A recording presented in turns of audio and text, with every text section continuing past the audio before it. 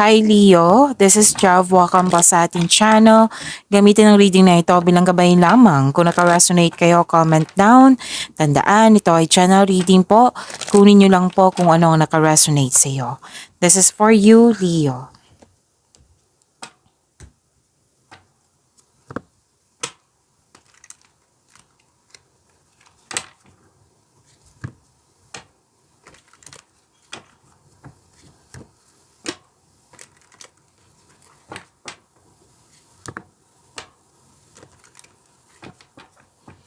Para po ito sa iyo, Leo.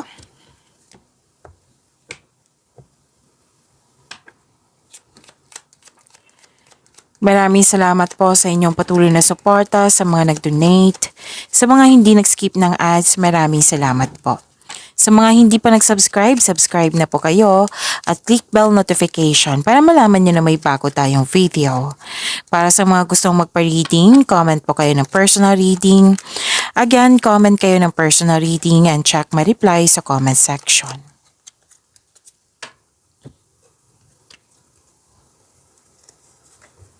Mas lumawak yung ambisyon mo sa buhay. Nakikita ko rin dito na, okay.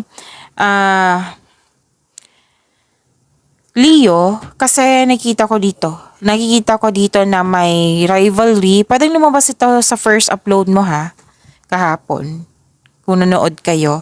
Kasi may nakita ko ditong kompetisyon, rivalry, tuso, mandaraya, or di kaya'y may nagsinungaling, may temptation, pwedeng tutusin yung desisyon, ideas or plano, mapanlinlang na tao, or di kaya'y third party concern. So sabi ko kanina, kunin nyo lang po kung ano ang nakaresonate sa iyo. Okay? At may malaking influence ang isang lalaki po, kung kailan nyo ito napanood, at nahihirapan ka, nabibikitan ka. Pero may kausap ka ditong mentor, elders, wisers, na nagbigay ito ng support sa iyo, lalo na nagbigay ito ng wisdom message sa iyo, nang siyang dahilan na motivate ka.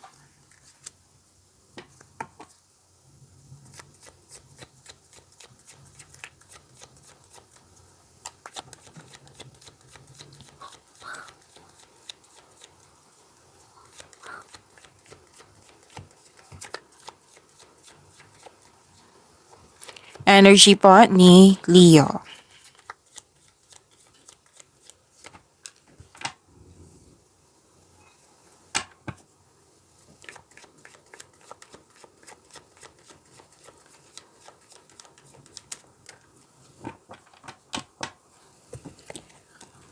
Reminder lang po, lalo na sa mga bago po dito, na kung may napansin kayo na repeating message, yan po yung pinupush ng course nyo po. Like for example, nanood kayo sa isang video reading nyo at dito rin, at may napansin kayo na repeating message. Yan po yung pinupush ng course nyo na kailangan nyo bigyan ng atensyon, solusyon at aksyon kung maaari po.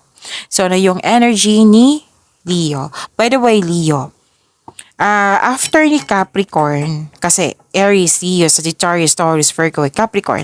After ni Capricorn, i-post ko po dito yung video tungkol sa inyong love life. Sa mga nag-aabang po dito ng love life, yes, may love reading po kayo. So now, isipin nyo po si person mo or di kaya ex mo or the one that got away, pwedeng maliligaw mo or crush mo. Basta po may nangyaring connection man sa nakaraan or ngayon. Sipin niyo po para malalaman mo kung ano yung future alignment nyo, kayong dalawa, ang inyong connection, para malalaman mo din yung totoong feelings niya, kung ano yung gusto niyang sabihin sa'yo, at malalaman mo din yung next action niya.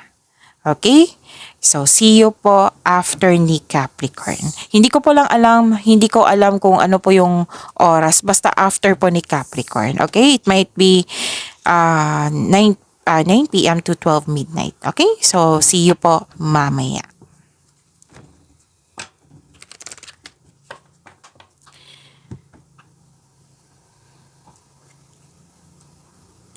Natandaan nyo yung sinabi ko kanina dito na may concern sa tuto sa iyo? Desisyon, ideas, bar plano, or di kaya third party concern? Lumabas din po siya sa tarot cards nyo. Nalungkot kayo, nasaktan kayo, kasi may naulit na naman nangyari. Pero sa ngayon, haharapin mo na ito. In-embrace mo yung totoong nararamdaman mo na nalungkot ka at nasaktan ka sa katotohanan. Oo. So this card tells you na accept and free yourself from this kind of emotion, pagalingin at palayain ang iyong sarili. So kailangan po ng healing dito. Yes, pwede din collaboration, may nangyaring collaboration, may nangyaring expansion, lalo na sa career and money, no? Pwede din may nagbigay ng tulong sa iyo.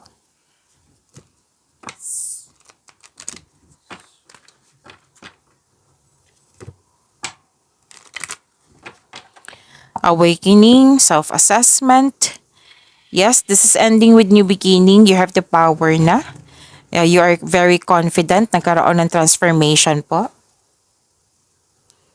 May parating na paghahatol or may pagbubunyag at may magsusorry. This is also means accept and release your past so you're able to enjoy the next phase of your life. Pwedeng kayo ang naghingi na sorry or siya po. Okay, so this is surrender, accept, release, and forgive. Accept your mistakes as well sa person mo so you can successfully let the past go. Pwedeng person mo ito, pwedeng matalik mong kaibigan, yung parati mong kasama na mahalaga sa iyo. Pwede din, kasi this is ending with new beginning. Pwede din na nagkaroon kayo ng yung malapit na tao sa iyo noon, na nagkaroon kayo ng loss of connection, na bumalik siya para humingi ng tawad at mag-put ng closure. So, sabi ng card dito, seek forgiveness in order to move forward. Okay?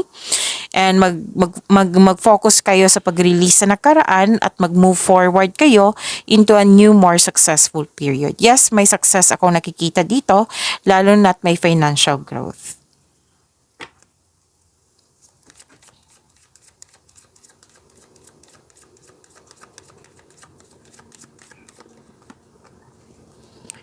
Vacation. Take time for relaxation and adventure.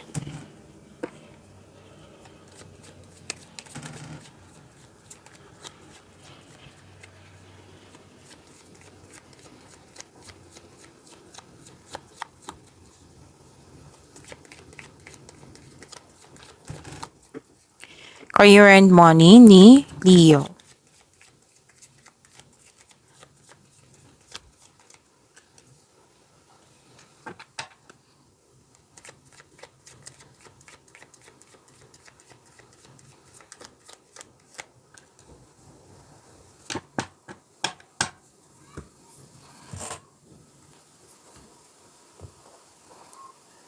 Sa career and money niyo po, may nakita ko ditong recognition. Oo, actually this is success po, tagumpay. Ah, nakita ko rin dito na nagkaroon po ng balanse, nagkaroon ng pagkakaisa. May magandang balita na parating sa iyo or may bagay na matutupad. Makaka-receive din kayo ng good news. Oo, feeling proud ka sa accomplishment mo ngayon. In-acknowledge mo yung success at may matatanggap kang papuri from other people. Nagsumikap ka at deserve mo itong tagumpay na ito. So allow yourself to shine in this moment. May promotion din ako nakikita dito ng dahil sa iyong kasipakan. Pwedeng maraming benta, literal na promotion, na pagtaas ng posisyon, kita, allowance, sweldo. At dalawang card na mismo nagsabi dito na may financial growth na magkaganap after a period of struggle. Your discipline and hard work are paying off.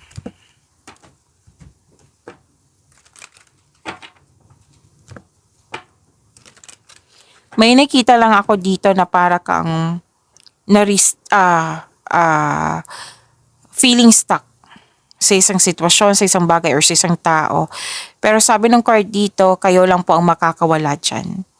Okay? Kayo po mismo. Kailangan lang po na maging willing kang i-free yung sarili mo. Pakawalan mo yung sarili mo. Lalo na sa nararamdaman mo. Okay? At okay? Ang nakikita ko rin dito na may alok sa'yo, pero takot kang umalis sa posisyon mo.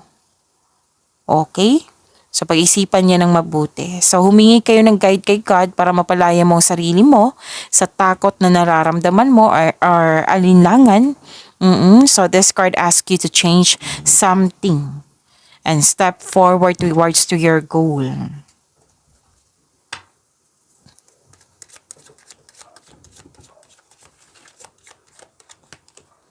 Okay, fruits of labor. It's time to reap the fruits of your labor and become rich. Rich gain is here. Claim nyo po.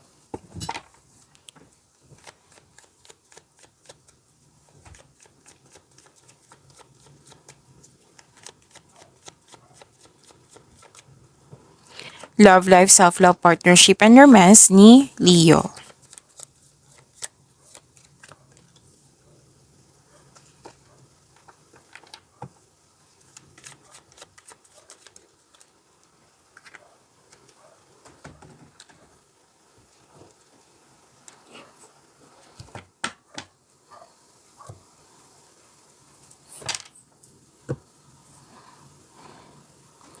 Nakikita ko dito sa inyong love life, self-love, partnership, and romance na may nag-celebrate ng monthsary at anniversary. Nakikita ko rin dito na nag-spend time ka sa mga tao na nagbigay ng inspirasyon sa iyo and motivation. May sinasabi rin dito para sa mga single na makakatagpo ka ng partner through friends connection. Para sa mga relasyon sa buhay mag-asawa, mas mag-grow pa ang inyong relasyon, may plano kayo mag-travel or mag-decorate ng bahay.